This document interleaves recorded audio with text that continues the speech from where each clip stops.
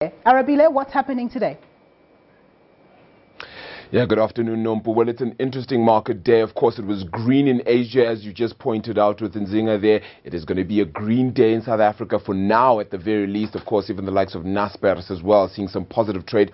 Let's remember that those jobs numbers out of the United States did come out as well. That gave a clear signal as well that that economy continues to just speed ahead and really motor on. But it does seem, however, that the edge for the emerging market space, which it did receive at the end of last year, is beginning to fade, and a lot of that may cause a few problems for emerging market currencies like South Africa's rand as well, at around 12.57 or so against the US dollar. But let's continue to take a look at how the market indicators are faring.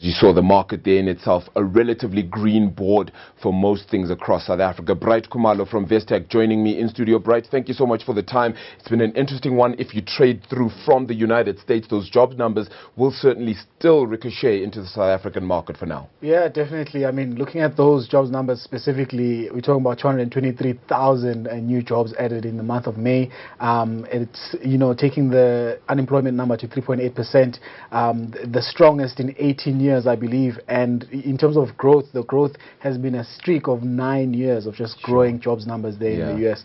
And obviously that's good for the dollar, and it means, it's bad for everybody else. Yeah, unfortunately. But has the emerging market space, as I said a little bit earlier, really suffered as a result of that? Have we become or lost our flavor, so to speak? Is the rand going to continue to feel that weakness?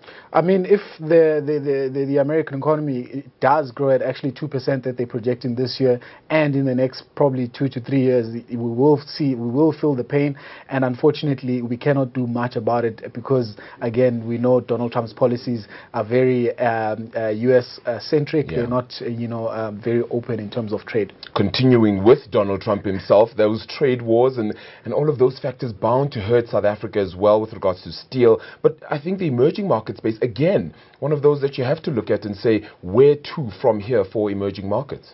Yes, I mean, you have to be patient here. You have to take the long-term view, and I think if you look at the emerging markets around us, if you look at Turkey, you look at Argentina, we by far the cleanest shirt in the hamper. So I'd stick to South Africa and invest heavily here, especially since those equities are looking pretty cheap on a relative valuation basis to the rest of the world. Green board for today, we're seeing Naspers, of course, continue with its green streak, so that is bound to tell us what's going to happen for the rest of the day. What else are you seeing that is of key significance as well with regards to equities? Yes, so basically there's two main functions, if you want to call them, this week. It's going to be the GDP numbers, the growth tomorrow, and on Thursday it's going to be the manufacturing numbers of April.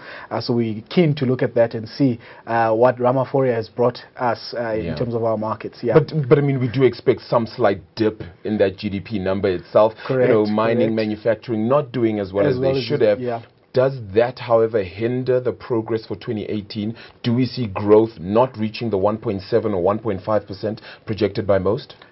That's a very tough question, but the famous 25 Reuters, the economists they survey, they're still sticking to the 1.5% number for the growth for the year. So I hope they're right this time. Yeah, and of course, even if we get a dip in the first quarter, we are hopefully going to get some more traction as we get later into the year. But away from risk and away from other things, Richemont itself selling off some of its stake in Lancel as well, now going into watchfinder.co.uk. What's that about? So yes, they're moving away from sort of your traditional leather goods manufacturing and supplying, and they're going into online, which is what we've seen recently with the consolidation of Yoox and Net-a-Porter, and now buying Watchfinder. So they're selling the leather goods business Lancel to a company called Piquadro. So it's an Italian-based leather manufacturing goods company. It's big in its space, so it's a win for them, and they basically, quote unquote, using the proceeds to buy into watchfinder.co.uk, like you said. Is there pressure, however, then, on luxury goods makers like Richemont? Economies in general not doing well. Yes, you're seeing an upswing in the global market, but for instance, in South Africa, there's been, a bit of a struggle, and Richemont couldn't have been doing well so far here. Yes, but if you look at some of the successful markets in the emerging markets, will be in Asia, they're doing exceptionally well. Europe is stable. The US is starting to pick up. So as a global company operating in those three regions, they seem to be doing very well. In terms of growth there, but the biggest growth is still yet going to come from the likes of India and China. Yeah, I think their watches are a little too pricey for my liking.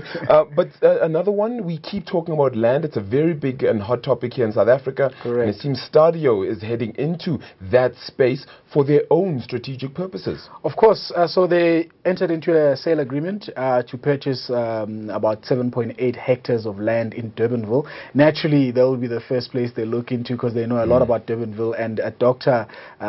Christo van der Merwe, that's where he's based, so it makes sense. And what they want to build there is basically a huge campus that will accommodate 4,000 to 5,000 students by the year 2023, I think. And they're going to be offering basically anything from commerce, BA, and law degrees, so it's going to be very interesting. But they're also in negotiations currently with different councils to actually get medicine going as well for that company.